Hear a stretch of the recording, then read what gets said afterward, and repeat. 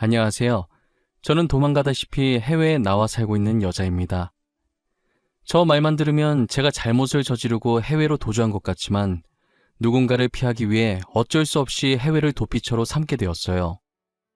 저를 해외까지 도피하게 만든 사람은 다름 아닌 제 여동생인데요. 저는 같은 피를 공유하는 사람이면 성격도 생각하는 것도 비슷할 줄 알았어요. 하지만 살아온 환경이 다르면 같은 피를 공유하는 것도 소용이 없었는지 저와 동생은 전혀 다른 생각과 성격을 지니고 있었어요. 예상하셨겠지만 저와 여동생은 부모님의 이혼으로 제가 9살이 되던 해부터 떨어져 살았었어요. 그리고 성인이 되어 제가 번듯한 직업을 가졌을 때 다시 만나게 되었죠. 다시 만났던 당시는 너무나도 반갑고 다시는 떨어지고 싶지 않았었어요. 지금은 얼굴도 보고 싶지 않고 같은 공간에 있고 싶지도 않은 둘도 없는 원수지간이 되었지만요. 제가 지금부터 여러분들께 저와 여동생 사이에서 있었던 일을 하나씩 들려드리려고 합니다. 저도 처음부터 불행을 타고 태어난 아이는 아니었어요. 다른 친구들과 똑같이 다정한 어머니 아버지를 뒀고 굉장히 화목한 가정에서 자랐었어요. 저희 가족을 한순간에 나락으로 빠뜨린 건 우리나라를 떠들썩하게 만든 IMF였어요. 저희 아버지는 IMF를 직격타로 맞으셨고 회사에서 직원 3명을 정리해고 시켰었는데 그 중에 한 명이 아버지셨어요. 늘 다정하고 저와 여동생을 이뻐하셨던 아버지셨는데 실직을 하신 뒤로는 예전 모습을 찾아볼 수가 없었어요. 매일같이 술을 찾으시고 술만 마셨다 하면 난폭하게 변하셨거든요. 바뀐 아버지의 모습에 저희도 힘들었지만 저희보다 더 힘든 건 어머니셨어요. 아버지는 술이 떡이 되어 어머니께 행패를 부리는 게 일상이었어요. 어머니는 어떻게든 우리 먹여 살리려고 돈 되는 일 뭐든 하면서 아등바등 사시는데 아버지는 다시 일어날 생각은 안 하고 집에만 있었어요. 동생과 저는 유치원과 학교를 다녀와서 아버지를 마주하면 항상 두려움에 떨고 있어야 했어요. 집에 있으면서 괜히 아버지 심기 건드렸다가 언제 달려들지 모르니 저희는 하교하면 집으로 바로 가지 않고 학교 운동장에서 놀다가 어머니 퇴근 시간에 맞춰서 들어가기 일쑤였어요. 동생이 태어나서 동생이 더 이쁨을 많이 받아서 질투했었는데 이럴 땐 동생이 있어서 다행이더라고요. 아무래도 혼자보다는 둘이 있는 게 더 나으니까요. 어머니는 혼자서라도 일해서 저희를 키우려고 낮이며 밤이며 일을 하러 다니셨어요. 식당에서 설거지를 얼마나 하셨는지 손에 진물이 났는데도 괜찮다고 웃으면서 일을 나가셨어요. 아버지는 어머니가 고생을 한다는 걸 아는지 모르는지 술 사 먹기에 돈 내놓으라고 난리였어요. 그런 아버지 때문에 어머니의 한숨소리는 끊이질 않았어요. 이렇듯 아버지는 어머니께 매일같이 돈 타령을 했고 돈을 벌어오면 벌어오는 족족 가져가서 술 먹는데 다 쓰셨어요. 어머니께서 그러지 말라고 아버지께 화를 내보시기도 하셨었어요. 하지만 아버지는 들은 척도 하지 않으셨죠. 돈 내놔 돈. 집에 술이 다 떨어졌잖아. 너 오늘 월급 받았을 거 아니야. 돈 내놔. 돈을 나한테 맡겨놨어요? 제발 그만 좀 하고 정신 좀 차리세요. 애들 앞에서 이러는 거 창피하지도 않아요? 저 돈 없어요. 그러니까 돈 찾지 마세요. 아니 저것이... 야! 누가 지아비한테 눈을 똑바로 뜨고 대들어? 돈 달라고 하면 얌전히 주면 될 것이지 말이 왜 이렇게 많아? 아버지가 손을 올려 어머니 뺨을 내리친 건 순식간에 벌어진 일이었어요. 어머니도 아버지께 처음 뺨을 맞아보신 거라 당황해서 아무 말도 못하고 맞은 부위를 손으로 감싸고 아버지를 쳐다보셨어요. 아버지도 욱한 감정으로 그런 거라 자기 손을 보면서 많이 당황해 하시더라고요. 그러더니 먹다 남은 술병을 챙겨서 그대로 밖으로 나가는 거예요. 저와 동생은 어머니께서 우는 모습을 그날 처음 봤습니다. 저희가 할 수 있는 건 그저 어머니 어깨를 토닥거리는 것밖에 없었어요. 어머니는 저희를 껴안고 이런 모습 보여서 미안하다고 소리내어 우셨어요. 처음이 어렵다고 아버지는 그 뒤로도 어머니께 폭력적인 모습을 보이셨어요. 저는 그런 모습을 더 이상 보고 싶지 않아서 어머니께 이혼하는 게 어떻겠냐고 했지만 저희를 아빠나 엄마 없는 아이로 키우고 싶지 않다고 이혼하지 않겠다고 하셨어요.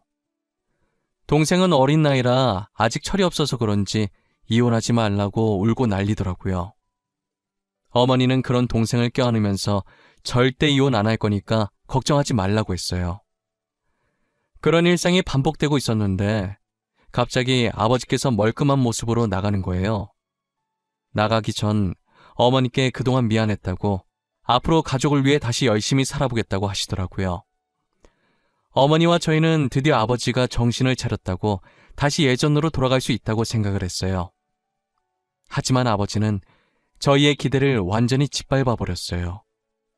한동안 취직을 위해 멀끔한 모습으로 나간 줄 알았던 아버지는 다른 여자와 바람을 피고 있었어요. 어머니는 아버지의 외도를 눈치채고 여기서 멈추라고 했지만 아버지는 그럴 생각이 없어 보였어요. 어머니가 집에 있는데도 뻔뻔하게 상간녀를 데리고 집 안까지 들어오시더라고요. 어머, 아줌마 일하러 안 가셨나 봐요. 우리 오빠한테 이야기 많이 들었어요. 고생 많이 하셨나 보네. 얼굴이 많이 상하셨어요. 지금 당신 나랑 뭐 하자는 거야? 저 여자를 왜 집으로 데리고 온 거냐고? 제정신이야? 애들도 있는데 당신 바람핀 거 자랑하려고 왔어?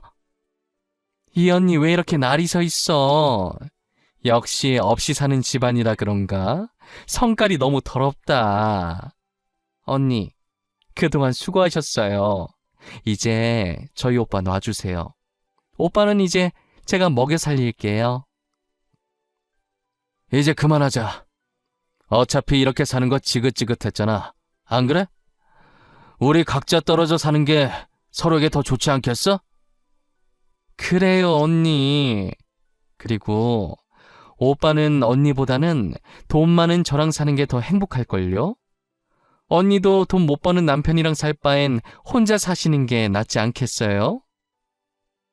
아버지의 상간녀는 뻔뻔하게 저희 집에 온 것도 모자라서 어머니를 무시하기 바빴어요. 아버지는 매일 술만 마시는 백수 주제에 어디서 저런 부잣집 여자를 만나셨는지 능력도 좋았어요. 상간녀는 쉬지 않고 입을 놀렸고 이제 자기가 아버지 부인이니 어머니한테 저를 데리고 이 집에서 나가라고 하더라고요. 그동안 저희를 위해 이혼 생각하지 않았던 어머니는 아버지의 외도에 참을 수 없다며 바로 이혼 서류를 작성하셨고 그렇게 아버지와 어머니는 이혼을 했어요. 부모님의 이혼으로 저는 어머니를, 여동생은 아버지를 따라가게 되면서 저와 동생이 떨어지게 되었어요.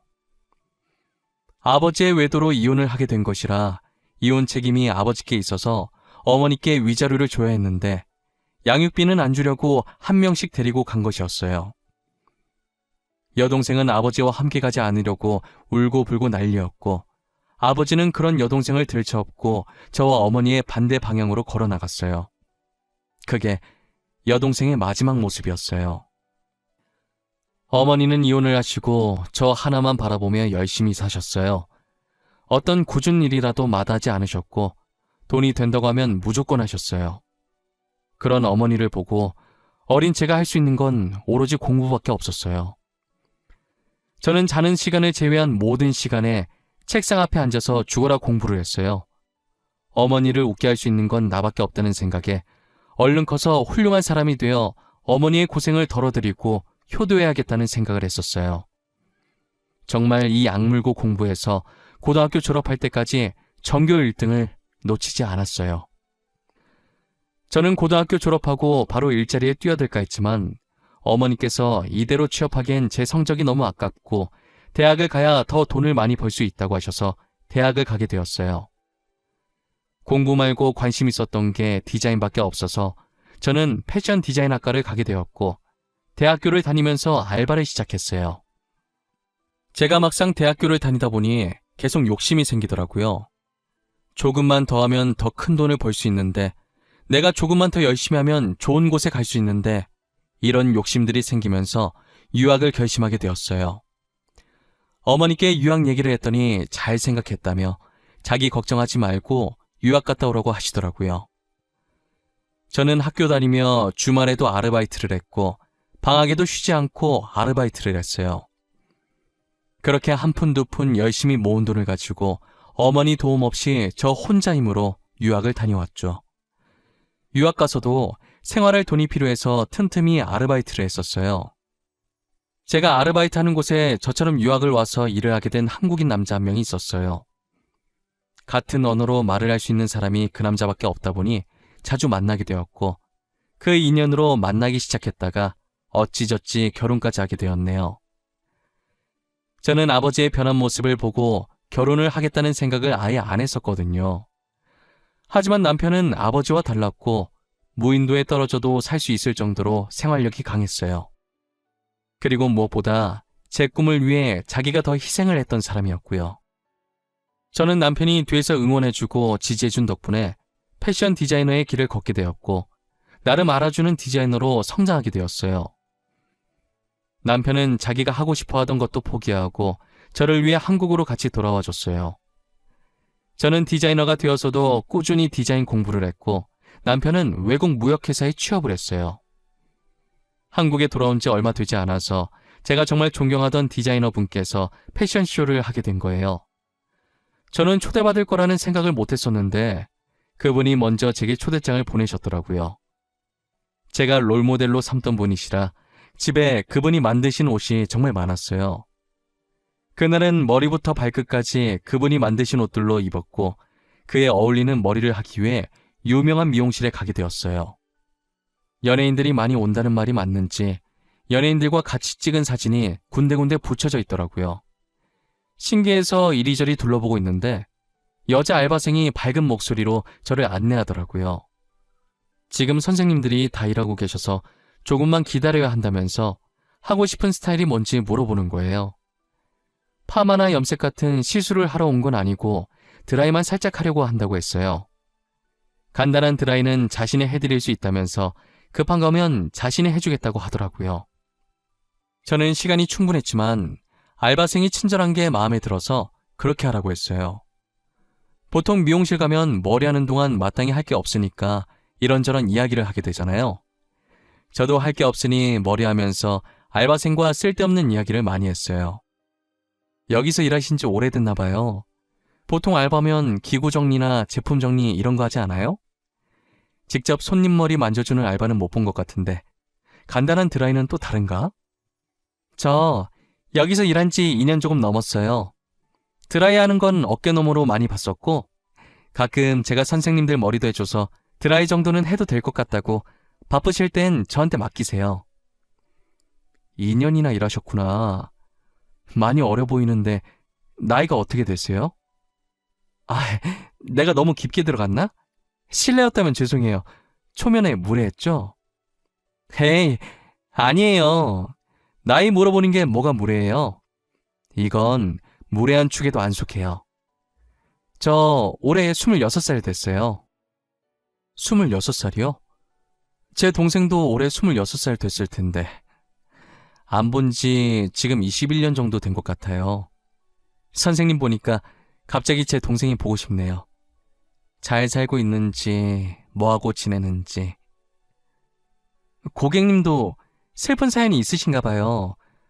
저도 원래 언니가 한 명 있었거든요. 근데 제가 5살 때 부모님이 이혼하셔서 따로 살게 되는 바람에 그 뒤로는 본 적이 없어요. 알바생이 갑자기 자신의 가정사를 이야기하기 시작하는데 저랑 너무 똑같은 거예요. 아버지가 무서웠던 것과 부모님이 이혼하신 것, 그리고 자매가 헤어진 것까지도요. 저는 혹시나 알바생이 제 동생은 아닐까 하는 마음에 이름을 물어봤는데 동생 이름이랑 똑같은 거예요.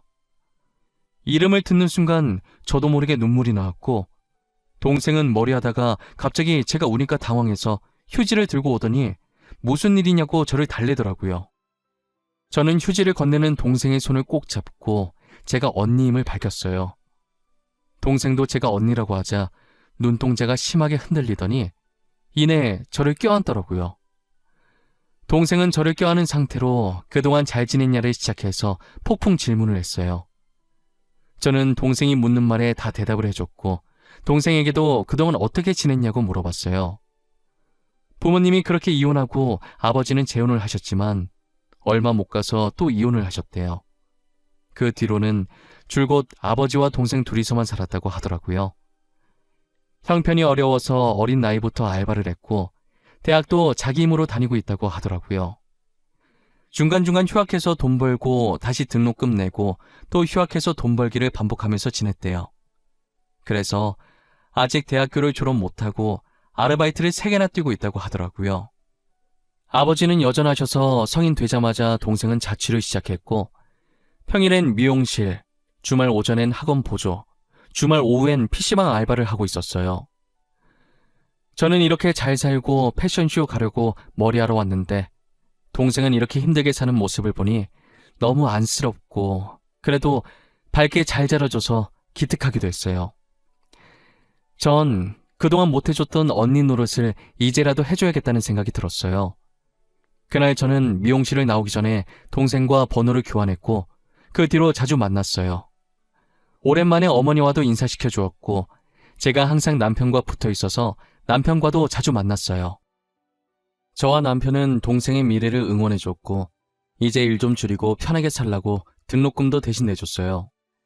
자취하는 동생 끼니 거를까봐 저희가 가서 같이 저녁을 만들어서 먹이고 그랬어요. 저희 3명은 못해도 일주일에 2번씩은 꼬박꼬박 만났던 것 같아요. 동생은 이제 어느 정도 편해졌는지 가끔 괜히 어리광도 부리고 그랬어요. 저희한테 기대고 어리광 부릴 만큼 동생이 많이 편해졌다는 생각이 들어서 좋았어요. 그동안 투정도 부리고 싶었을 텐데 지금이라도 동생이 하고 싶은 거 다 해주고 싶었어요. 평소처럼 3명이 모여서 밥을 먹고 있었는데 동생이 미용사 자격증을 따고 싶다고 하더라고요. 자격증이 있으면 지금 다니고 있는 미용실에서 계속 일을 할 수 있을 것 같다면서요. 언니, 나 미용사 자격증 따고 싶어. 언제까지나 알바 신분으로 있을 순 없잖아. 손님들이랑 수다 떠는 것도 재밌고 선생님들도 좋으신 분들이라 지금 미용실 계속 다니고 싶어. 그래? 그럼 따면 되지 뭐가 걱정이야. 너 저번에 내 머리 해주는 거 보니까 어깨 넘어 배운 거 치곤 잘하던데? 제대로 배우면 더 잘할 것 같아. 뭐가 걱정이긴. 당연히 돈이 걱정이지. 지금 알바에서 번 돈으로는 월세 나가고 생활비에 쓰면 빠듯해서 자격증 딸 돈이 없어. 수강료도 수강료지만 재료비로 많이 나와서. 그래서 그렇게 주눅 들어 있었던 거야? 학원 내가 등록해 줄게. 그리고 재료비 걱정하지 마. 그것도 내가 내줄 테니까. 동생 힘들다는데 돈 버는 언니가 나서줘야지. 안 그래?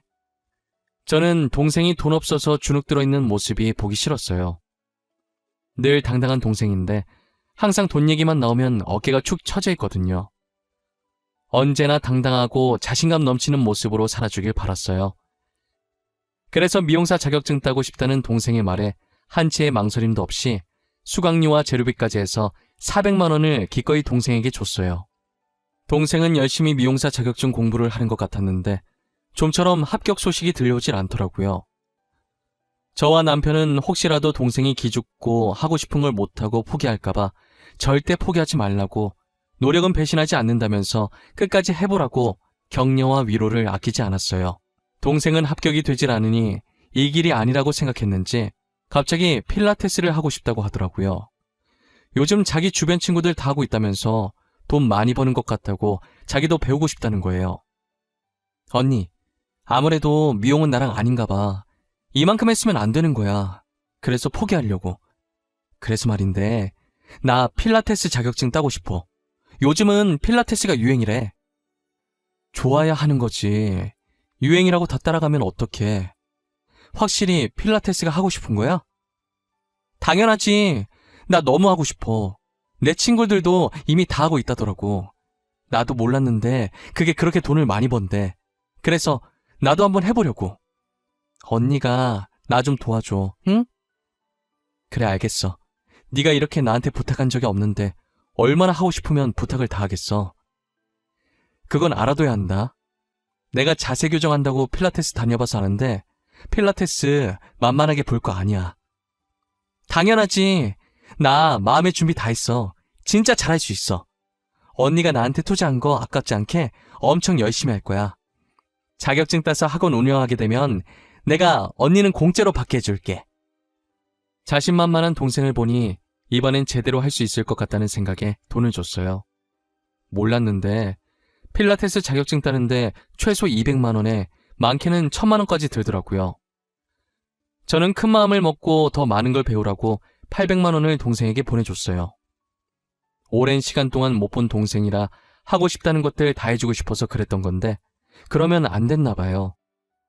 동생은 제가 해달라는 대로 다 해주니까 점점 선을 넘으려고 하더라고요.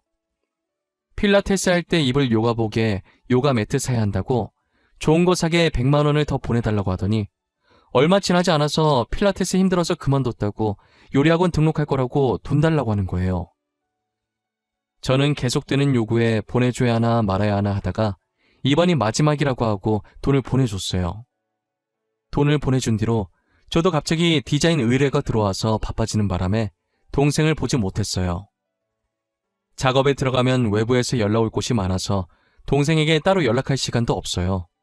그래서 가끔 남편을 보내서 동생 잘 지내는지 확인을 부탁해서 안부를 듣는 게 다였어요. 한동안은 계속 콜라보 작업이다 뭐다 해서 일이 많이 들어와서 동생 머리카락도 못 봤어요.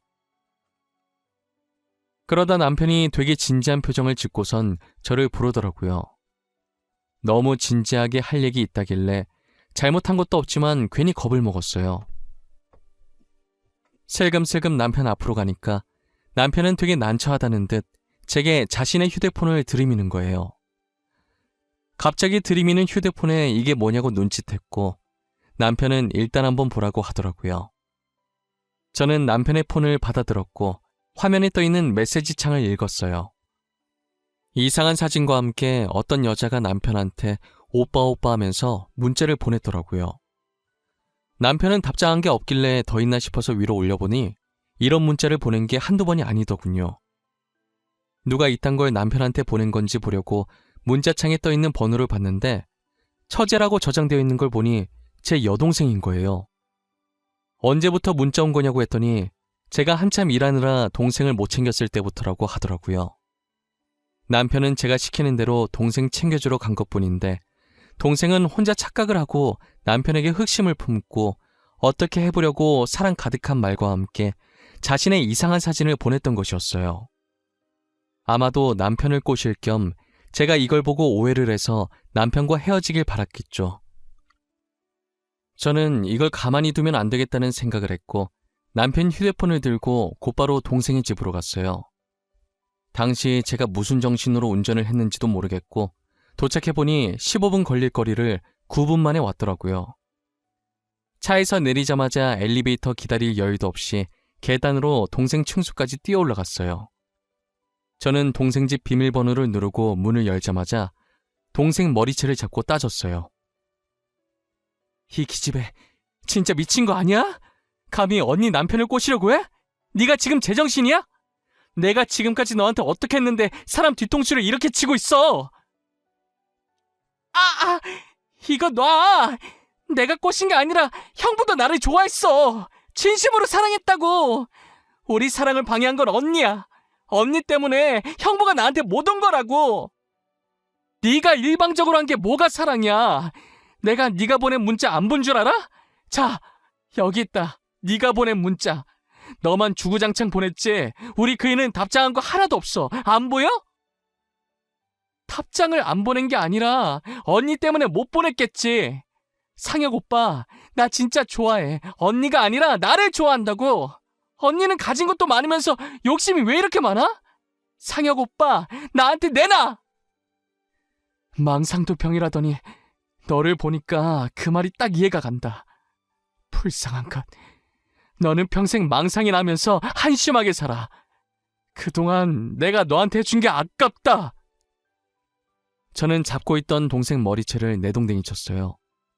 동생은 자신의 머리를 부여잡고 빠진 머리카락을 보면서 울고 있었고 저는 분이 덜 풀려서 허리에 손을 얹고 씩씩거리고 있었어요. 그러다가 숨을 고르면서 동생 집안을 둘러보게 되었는데 곳곳에 명품 가방들이 있더라고요. 잠깐 세어봤는데 제 눈에 보이는 것만 좋게 8개는 되어 보이는 거예요. 그 순간 제가 이제껏 동생에게 자격증 따라고 줬던 돈이 정말 자격증 따는 데 쓴 게 맞는지 의심이 들기 시작하는 거예요. 저는 제일 가까운 곳에 있던 명품 가방을 들어보이자 동생이 엄청 당황해 하더라고요. 네가 돈이 어디 있어서 이런 명품 가방을 사? 너 설마 내가 생각하는 그런 거 아니지? 이거 내 돈으로 산 거야? 자격증 따라고 줬던 돈으로 산 거냐고! 내가 그 돈으로 사든 말든 언니가 무슨 상관이야? 나한테 주는 순간부터 내 돈 아니야? 내가 내 돈으로 사겠다는데 뭐가 문젠데? 내가 언니한테 돈 뺏은 거 아니잖아. 언니가 준 거잖아. 아빠 밑에서 불쌍하게 큰 것 같아서 해달라는 거 다 해줬더니 뭐가 어쩌고 저쩌지? 이게 진짜 간이 배 밖으로 나왔나? 네가 지금 은혜를 이딴 식으로 갚아? 언니가 좋다고 준 돈이었잖아. 나한테 이제껏 못해준 거 다 해주고 싶다고 준 거 아니었어? 그 돈으로 자격증을 따든 명품 가방을 사든 못해준 거 해준 거니까 그게 그거 아니냐고! 차라리 명품 가방 사겠다고 하든가. 나는 네가 명품 가방 사서 화난 건 줄 알아? 네가 나한테 거짓말을 하고 돈을 받아갔다는 게 화가 나는 거야. 꼴랑 돈 몇 푼 준 거 가지고 되게 가르치려고 드네 진짜. 돈 좀 번다고 저렇게 나대도 되는 거야? 누가 보면 지가 내 엄만 줄 알겠어. 저는 동생의 혼잣말에 너무 화가 나서 동생의 뺨을 내려쳤어요. 그리고 옆에 가위가 보이길래 가위를 들고 와서 명품 가방을 다 잘라버렸는데요. 명품 가방이 하나씩 가위에 잘리는 걸 볼 때마다 동생이 하지 말라고 울부짖더라고요. 뒤늦게 저를 따라온 남편도 제 모습을 보고 이 정도면 됐다고 말리더라고요. 저는 말리면 말리는 대로 가만히 있을 생각이 없어서 거기에 있던 명품 가방을 모조리 다 잘랐어요. 마지막 가방을 자른 뒤 바닥으로 던졌고 여동생은 그 가방을 안아들더니 제게 적당히 하라면서 소리 지르길래 너무 미워서 뺨 한 대를 더 때리고 제발 정신 차리고 살라고 말하고 나왔어요. 남편과 함께 집으로 돌아가는 내내 얼마나 울었는지 몰라요. 어린아이 마냥 소리내면서 눈이 퉁퉁 붓고 만지면 따가울 정도로 울었어요. 21년 만에 겨우 다시 만났는데 동생이 저러고 있으니 제가 얼마나 속상하겠어요. 저는 집에 들어와서 남편 휴대폰에 있던 동생 번호를 차단했고 저도 똑같이 동생 번호를 차단하고 다음날 같이 전화번호를 바꿔버렸어요. 불행은 항상 한꺼번에 닥친다고 하잖아요. 저의 심란한 마음이 가라앉기도 전에 저희 어머니께서 혈액암에 걸려 시한부 선고를 받으셨어요. 그동안 고생했던 게 골마서 혈액암뿐만 아니라 군데군데 아픈 곳이 많았더라고요. 혹여나 제가 고생할까봐 일부러 아픈 걸 계속 참고 있었던 거예요. 의사 선생님께 다른 방법은 없냐고, 더 살 수 있는 방법 같은 건 없냐고 했더니 고개를 저으시면서 남은 시간 동안 마음 정리 잘하고 행복한 시간 보내라고 하시더라고요. 저와 남편은 가시는 날까지 지켜보는 것밖에 할 수 있는 게 없어서 매일을 눈물로 뒤덮여 살았어요. 결국 어머니는 2달 만에 세상을 떠나셨고 저희는 어머니 장례식을 치러드리고 해외로 떠났어요. 좋은 추억이 없는 한국 생활을 정리하고 지금은 저희가 처음 만났던 영국으로 가서 살고 있어요. 저희 부부는 행복했던 추억만 있는 영국에서 다시 새롭게 출발하려고요. 저는 여전히 디자이너로, 남편은 하고 싶었던 일을 다시 하면서 말이에요. 여러분들은 제 사연 어떻게 들으셨나요?